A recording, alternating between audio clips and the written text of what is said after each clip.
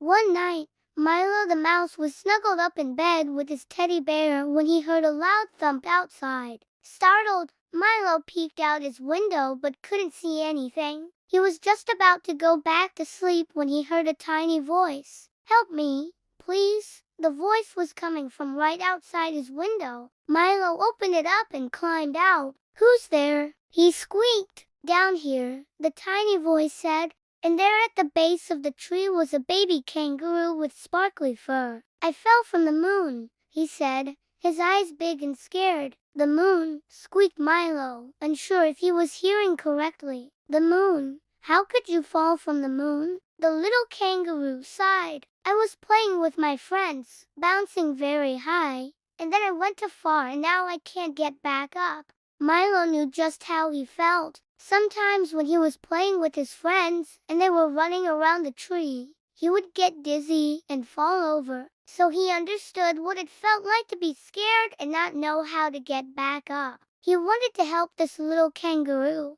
But how? Then he saw something. In the sky above them, the moon was shining brightly, almost as bright as the sun. An idea began to form in Milo's mind. He ran quickly to the barn and called for all his animal friends to come help him with a very special project. Together, they all went to the base of the tree where the kangaroo was waiting. "I have an idea," said Milo, "but I'm going to need your help. Can you all dig a very big hole for me?" The animals didn't ask any questions. They just started to dig. Soon, Milo had the perfect spot. He laid down some planks of wood, making a ramp. Then he looked around for something big and bouncy. He found an old tire and with the help of the other animals, they pushed it onto the planks, making a kind of seesaw.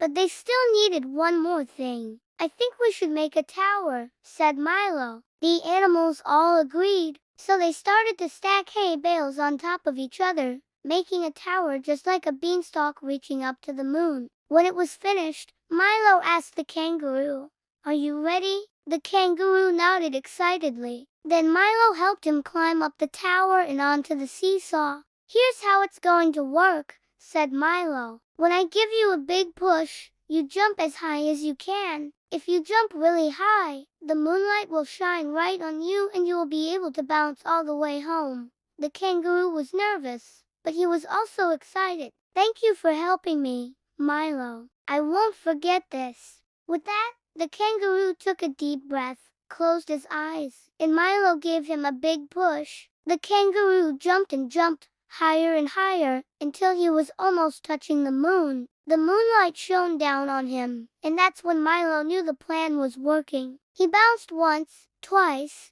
3 times, and then he was gone. Before Milo went back inside, the kangaroo reached down and handed him a small shiny rock. "What's this?" asked Milo. "A gift for you from the moon," the kangaroo said with a smile. "It's a moon rock. See you again, Milo." And with that, the kangaroo disappeared into the bright moonlight. Milo looked at the rock in his paws. It was warm and glowed just like the moon. He knew that whenever he felt scared or unsure, he could look at the rock and remember that even though he was just a tiny mouse, he could do big things if he just believed in himself. From that day on, Milo kept the rock by his bed, and every night before he went to sleep, he would look up at the moon and remember his new friend and the wonderful adventure they had.